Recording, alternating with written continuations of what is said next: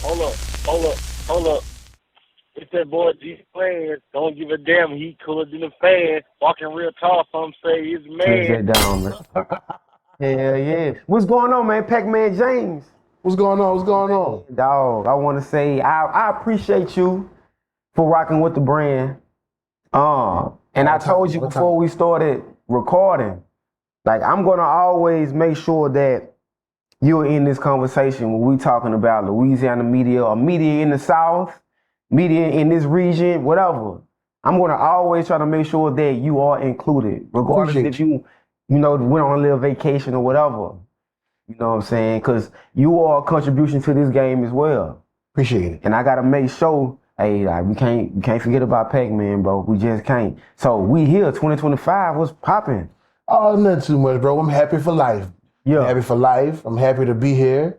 I took a untimely vacation, but now I'm back better than ever and have big things on the way. Yeah. Talk to us, man. Cause excuse me, I want the people and the viewers to like tell us what happened. Cause the last interview we did, we talking about the South, the music, Pimp C. You know what I'm saying? North Louisiana, South Louisiana. We got a lot of traction with that last one. We did. Had a lot of people talking. Even had Pimp C wife commenting on blog posts and stuff like that. But I'm just bringing it up to say that's what we did the last time we sat down. So we're done. Since then, what's happened now? And fill us in because we need to know. I want to know. Well, let's start from where we left off. Yeah. Like I said, I had an untimely departure. In our area, I'm in St. Landry Parish, we have something to where if you get in a little altercation, catch a felony charge, and you're out on bond, and then you get another situation, it's called criminal activity. So I had a situation, I bonded out, and then I got in a little trouble again. Pocket, just crumbs of marijuana, just crumbs. And it fell under criminal activity, so I couldn't bond out. And I was in there for 11 months, you might as well say a year. Oh, for some weed? For some weed. Crumbs added. Man. Some shit you could put in one blunt. Man, bro. How did it make you feel?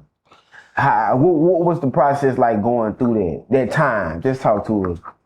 Really, I didn't have any intel on the criminal activity because years before that, you could get in trouble as much as you want and bond out. But due to certain laws changed, I thought I was gonna bond out. I'm like, all right, I'm gonna bond out and get my lawyer and just gonna get swept under the rug. It's just some weed. No, St. Landry Parish held me in there, went for bond revocation, didn't give me my bond. And I sat down, fought them, man. Fought them. And the judicial system is so backed up, it's like you just go on to court to get some fresh air, they go reset you. Reset you every 90 days, reset you. So I'm in there with no bond and I'm going to court and they're resetting me. And a lot of lawyers how I like to say this, they don't defend you. They have relationships with the AD and the DAs, so where they just get favors. I like a lawyer that defends you. Go in there and fight for you. Not just be like, all right, I know the assistant district attorney, and he's gonna give me a favor. Well, that's cool too, but go in there and fight for me and prove I'm innocent. It's innocent until proven guilty. That's what they say. But it's proven guilty until proven innocent. You're guilty until you're proven innocent. Man, I'm sorry you went through that. Me too. So what was that like? All right, they arrested you. Like, what was the time stamp on all of these occurrences?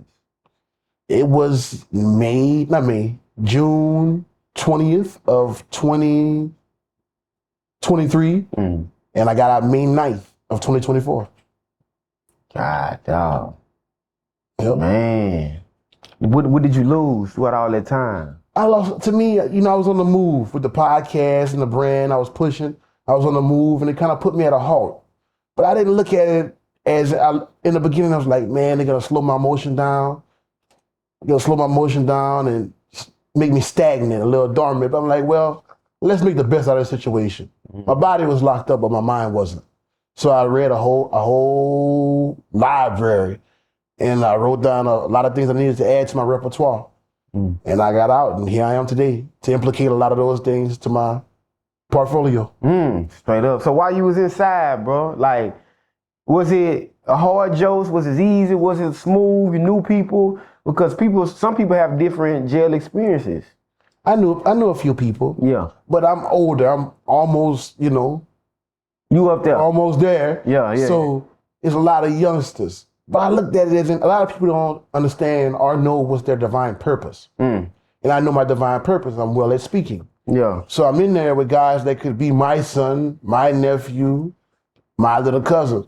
So I took the time to help myself and help those guys, like inform them about certain laws, read things for them, get on the kiosk and help them try to appeal their cases and find certain motions and just put light on the situation. Like, young brother, you're 18, you still have much life in front of you. So let's just use this. Everybody make mistakes.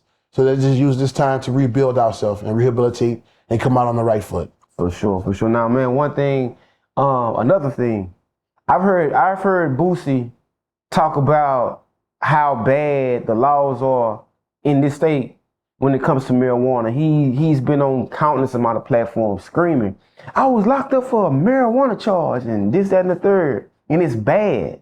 Is it really like that? Like, is it that bad? We have Jeff Landry in office now. Yes. Before we had Bill Edwards, and he was a little lenient, but we have Jeff Landry, who's a Republican. He comes from St. Martinville, they say, but I think he's from Catahoula. And he's pushing a lot of things on crime, but we stay in a poverty-stricken state. For sure. And the thing that kills me with this, bro, not to stray off a subject, I'll get back to the topic you said. They want people to look for jobs, but they might have a hiring sign in the door, but they just because there's protocol. That doesn't mean they're gonna hire you. So you want everybody to get a job, and a lot of people reforming want to get a job, but what will a brother do if he can't get a job and he has a family to take care of? What will you do? Yeah, bro. So it's kind of revolving door to me, unless you move, unless you know somebody, or unless you want to take a job making the bare minimum, or unless you're like myself, an entrepreneur. Now, let's go back to what you said. I just had to throw that in there, bro. Throw it in there. Before it come off my mind. Yeah. The marijuana laws in Louisiana, we're medical marijuana at this moment. But the thing I don't think people know is that we have a few dispensaries in the area. You can get your medical marijuana, little card, digital card or whatnot. People would think that just because you have the bag, your prescription, which is good for a year, with the marijuana in it, that they won't pull you over and still charge you with it. You have to actually have the prescription on your phone. You can have the bag, but the doctor that writes you the prescription, you need to have that on your phone also. So you actually can still not get prosecuted for that. And even in all the legal states with marijuana, it's legal, but you can't smoke and drive. Some places enforce it more, but some places don't. But if you smoke and drive, that's still like an OWI or DWI. Didn't know that. Yeah. Dang. I don't smoke, but. Well, it's food for thought for everybody that smoke. In Louisiana, you can have your bag with your prescription on it, but you need the prescription the doctor wrote you in your phone to partake if something, the worst case scenario happened, they pull you over. The bag just not gonna cut it. You need the prescription in your phone. And if you go in front of a judge, they're going to say ignorance of the law is no excuse. If you didn't know, you didn't know. You might say, I didn't know this. They're not going to care. No. So they're going to make it your responsibility to know what's going on if you decide to indulge into marijuana. That's what you're saying. Right. Which is medicine. Yeah. And that medicine is better than certain big pharma products, mainly all of them. Dang. So tell me this, through your time while being incarcerated, what did you really learn? I read a lot of books, bro. And one book that stuck to my mind was a book that stuck. It left a stain on my brain. Was written by Chris Paul and Trevor Morat. It was called Thinking Neutral. How do you, if you can't think positive, don't think negative, think neutral. And put your car in neutral. It's like when your car in neutral, it's not going forward, it's not going backwards. So you got time to think about which direction you're going in. And my car go forward and we don't go backwards. Straight up. So I learned a whole lot. Patience, thinking neutral, being positive. And I already was familiar with the law of attraction. So whatever you put in the atmosphere will come back to you. Mm-hmm. That's I'm what I a learned. firm believer in that as well. I just be in different places and this person just come to me. He or she may be able to do something that can help what I got going on, and I can help them, i.e. us. I haven't seen you in over a year, but we still attached to the hip. Yes, sir. In some way. Yes, sir. You know? Even I'm walking down 6th Street. Hey, what's going on? This Change of Plans. I watch, Law of Attraction. We cross paths. All right, Austin is, from 6th Street is so long, so wide. It's possible that I wouldn't have met you that day. It just so happened at that time, at that moment, we crossed paths and boom, we here. So. It was mandatory. I had to give you your flowers, bro. Yes. I seen what you was doing for the culture, for the business, for the industry in our state. Yeah. Bigger than our state. And I'm like, man, this dude, he's on to something. He's moving. And I had to let you know, like, brother, please continue moving in that right direction you are. I appreciate it, bro. And back then, it had to be, 2018, 2019? 2019. Something like that, yeah. And it wasn't even near what it is now, but regardless, you seen the vision. And hey, a lot of people seen it. We here, man. So let's talk about your vision. Okay. Let's talk about what happened, why you stopped it.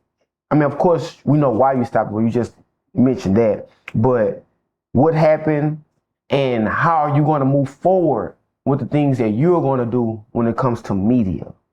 Okay. Well, like you just mentioned, I seen the vision. I seen your vision because I'm a visionist. Yeah. But just because you have a vision and no one else seen it, God gave it to you for you to see. For sure. So my vision is astronomical, which will come to light, and y'all stay tuned, and I hope everyone will be a part of it. In Jesus' name. For sure. I will launch the podcast back. It won't be the Poker Room podcast. It'll be Chances Makes Champions podcast, which will be airing before the summer. Okay.